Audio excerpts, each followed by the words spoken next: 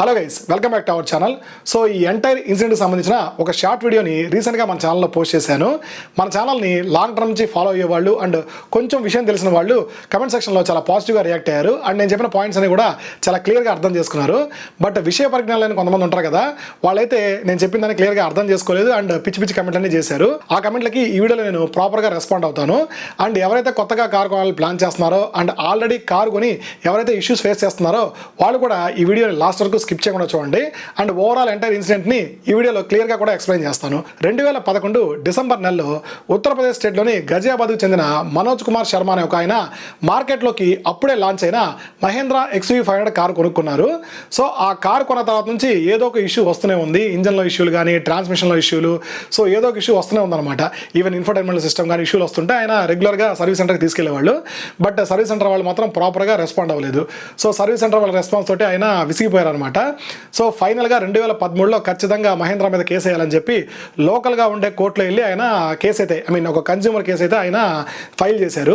So consumer case file చేసిన తర్వాత మహేంద్రా వాళ్ళు ఇంకా రంగంలోకి దిగారనమాట. సో రెస్పాండ్ అయ్యి కస్టమర్ తోటే డైరెక్ట్గా మాట్లాడి ఇష్యూని సాల్వ్ చేసుకోవాలని చూశారు. బట్ కార్ అయితే ఆయన ప్రాపర్గా వర్క్ అవ్వబోతున్నప్పటికీ ఆయన అయితే యాక్సెప్ట్ చేయలేదు. దాని తర్వాత 2017 మే నెలలో ఆ లోకల్ కోర్టు కస్టమర్ సైడ్ న్యాయం ఉంది, సో ఖచ్చితంగా మహేంద్రా వాళ్ళు కస్టమర్కి ఆ కార్ కొనేటప్పుడు ఎంత అయితే పే చేశారో అదంతా కూడా రీఫండ్ చేయమని చెప్పారు. సో మహేంద్రా వాళ్ళు అంత ఈజీగా ఒప్పుకోరు కదా, వాళ్ళు ఏం చేశారంటే ఈ లోకల్ కోర్టులో కాకుండా దీనికంటే పెద్ద వాళ్ళ కోర్టులో మళ్ళీ దీన్ని ఛాలెంజ్ చేశారనమాట. సో ఛాలెంజ్ చేసిన తర్వాత కస్టమర్ కూడా ఇంకా చేసేదే ఉంది, ఆయన కూడా పోరాడుతూనే ఉన్నారనమాట. ఫైనల్లీ 2026 ఏప్రిల్లో మళ్ళీ ఆ పై కోర్టు కూడా కస్టమర్ సైడే న్యాయం ఉంది, మహేంద్ర సైడ్ ఎటువంటి న్యాయం అయితే లేదు, ఖచ్చితంగా మీరు ఆ కారు కొనేటప్పుడు ఆయన ఎంతైతే పే చేశాడో దాన్ని మొత్తం రీఫండ్ చేయమని చెప్పారు, లేకపోతే ఆ కార్ నాన్న రీప్లేస్ చేయమని చెప్పారు. సో మీకు అందరికీ తెలిసే ఉంటుంది మహేంద్ర XUV500 అది వచ్చేసి 2011 సెప్టెంబర్లో లాంచ్ అయింది. దాని తర్వాత దాన్ని కొన్ని ఇయర్స్ తర్వాత డిస్కంటిన్యూ చేశారు. ప్రస్తుతానికి ఆ కార్ అయితే ప్రొడక్షన్లో కూడా లేదు. సో ఖచ్చితంగా మహేంద్ర వాళ్ళు టోటల్ అమౌంట్ రీఫండ్ చేయాల్సి వస్తుంది. బట్ ఇక్కడే ఒక చిన్న లొసుగుంది. సో మహేంద్ర వాళ్ళు అయితే అంత ఈజీగా యాక్సెప్ట్ చేయరు కదా. అండ్ ఈ కేసు ఇంతటితో పూర్తి అవ్వలేదు. సో మహేంద్ర వాళ్ళు ఈ కేసుని నెక్స్ట్ లెవెల్ కోర్టులో ఛాలెంజ్ చేసే ఉద్దేశంలో ఉన్నారు. సో కస్టమర్ కి ప్రస్తుతానికి ఇంకా పూర్తి న్యాయం అయితే జరగలేదు. ఇప్పుడు నేను పోస్ట్ చేసిన వీడియో కింద కమెంట్స్ పెట్టిన కొంతమంది మేధావుల కమెంట్స్ కి రెస్పాండ్ అయితే అవుతాను. సో ఒక ఆయన అయితే కమెంట్ పెట్టాడు, సో మహేంద్ర వాళ్ళు ఇంత రచ్చ చేసే బదులు అతనికి రీఫండ్ చేసేయచ్చు కదా, ఇదంతా తలకాయ నొప్పులు ఎందుకు, ఈ లాయర్లకు ఖర్చు పెట్టే బదులు అండ్ ఇన్నిసార్లు కోర్టు చుట్టూ తిరిగే బదులు ఆ కస్టమర్కి రీఫండ్ చేస్తే పోద్ది కదా అని చెప్పి కమెంట్ చేశారనమాట. సో అది అంత ఈజీ అయితే కాదు గైస్. సో మహేంద్ర వాడు ఆ రీఫండ్ చేశారనుకోండి, అక్కడ ప్రాబ్లం ఏమవుద్ది, మహేంద్ర వాళ్ళు వాళ్ళ తప్పును వాళ్ళు ఒప్పుకున్నట్టు అవుతుంది అనమాట. సో వాళ్ళ తప్పును వాళ్ళు ఒప్పుకున్నారంటే సో వాళ్ళు ప్రొడక్షన్ చేసే వెహికల్స్ అన్నింటిలో ఏదో ఇష్యూస్ ఉన్నట్టే కదా. ఈ కార్పొరేట్ కంపెనీస్ అనేవి వాళ్ళ తప్పును అసలు ఒప్పుకోరు. సో వాళ్ళు కోట్లు ఖర్చు పెట్టడానికి రెడీ అవుతారు కానీ కస్టమర్కి రీఫండ్ చేయడానికి కానీ లేకపోతే కార్ రీప్లేస్ చేయడానికి కానీ వాళ్ళు అసలు ఒప్పుకోరు. సో అందుకని చెప్పాను కదా ఇందాక లాస్ట్లో నేను. సో వాళ్ళు ఈ కేసుని నెక్స్ట్ లెవెల్ కోర్టులో కూడా ఛాలెంజ్ చేయడానికి రెడీ అవుతున్నారు. సో కస్టమర్కి ఇంకా పూర్తిగా న్యాయం అయితే జరగలేదు. నెక్స్ట్ ఇంకొక ఆయన కమెంట్, ఇన్ని సంవత్సరాలు మహేంద్రతో ఫైట్ చేసినందుకు కనీసం ఆయన కంగ్రాచులేట్ చేయొచ్చు కదా అని కూడా అని కమెంట్ చేశారు. సో ఏమని కంగ్రాచులేషన్ చెప్పమంటారు బ్రో, ఆయన కారు కొన్నప్పుడు దాదాపుగా 13,20,000 ఖర్చు అయింది. అదే ఖర్చు పెట్టి ఆయన గోల్డ్ కొనుక్కుంటే ఈరోజు ₹1,00,00,000 దాటేసి ఉండేది. ఈ 13 ఏళ్ల గ్యాప్లో ఆయన ఎంత మెంటల్ టార్చర్ అనుభవించుంటారు అండ్ ఎన్నిసార్లు కోర్టు చుట్టూ తిరుగుంటారు. ఒక సామాన్యుడిగా ఆయనకి ఇదంతా అవసరమా? అంటే కోర్టు తిరిగి కూడా చూడండి, జస్ట్ రీఫండ్ మాత్రమే చేయమని చెప్పిందంట. ఆయన కోర్టు ఖర్చులు కానీ ఆయన ఎన్నిసార్లు తిరిగిన దానికి అండ్ ఆయన మెంటల్ టార్చర్కి దీనికి అంతా రీఫండ్ చేయమని చెప్పలేదు. జస్ట్ ఆ డబ్బులు ఇస్తే మాత్రం సరిపోతుందని చెప్పింది. ఇది ఎక్కడ న్యాయం బ్రో? అండ్ ఆయనకి నేను ఏమని కంగ్రాచులేషన్ చెప్పాలో మీరే చెప్పండి. నెక్స్ట్ ఇంకొంతమంది మీరు కస్టమర్కి సపోర్ట్ చేయకుండా కార్పొరేట్ కంపెనీస్ సపోర్ట్ చేస్తున్నారని చెప్పి కమెంట్ పెట్టారు. అసలు నేను ఇక్కడ ఎక్కడ సపోర్ట్ చేశాను బ్రో? నాలాగా అసలు ఎవరైనా ఇలాంటి వీడియోస్ పోస్ట్ చేస్తున్నారా? మీరు కావాలంటే వేరే ఛానల్స్ కూడా చెక్ చేసుకోండి, ఈవెన్ నార్త్ ఇండియన్ ఛానల్స్ కూడా చెక్ చేసుకోండి. ఒక్కరు కూడా ఇలాంటి విషయాలు అసలు పోస్ట్ కూడా చేయరు. నేను ఇలాంటి విషయాలు కస్టమర్స్ అందరికి రీచ్ అవ్వాలని క్లియర్గా పోస్ట్ చేస్తుంటాను. సో ఇక్కడ నేను ఎక్కడ కార్పొరేట్ కంపెనీలకి సపోర్ట్ చేయలేదు గైస్. నేను ఏం చెప్పానంటే, సో మనం కానీ ఒక ₹1,000 ఖర్చు పెట్టామనుకోండి, వాళ్ళు ₹1,00,000 ఖర్చు పెడతారు. మనం కానీ ఒక 10 లక్షలు ఖర్చు పెడితే వాళ్ళు ₹1,00,00,000 2,00,00,000 ఖర్చు చేయడానికి కూడా వాళ్ళు వెనకాడనమాట. సో మన దగ్గర ఒక లాయర్ ఉంటే వాళ్ళ దగ్గర కంప్లీట్గా ఒక లీగల్ సల్లే ఉంటుంది. వాళ్ళతో పోరాడడం అంత ఈజీ కూడా కాదు.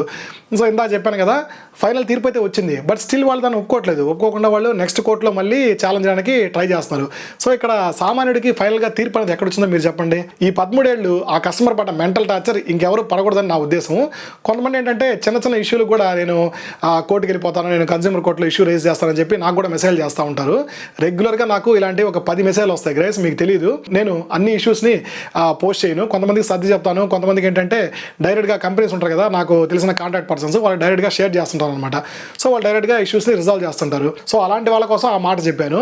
ఒక చిన్న పెయింట్ గీత పడిందని చెప్పి లేకపోతే బ్రేకులు సరిగ్గా పడలేదని చెప్పి వీటన్నిటికీ మీరు ప్రతి దానికి కన్జ్యూమర్ కోర్టుకి వెళ్ళారనుకోండి, అవి ఇంకా సంవత్సరాలు అలాగే కోర్టులో ఉండిపోతాయి, అవేమి తేలి మీకు బయటికి రావన్నమాట.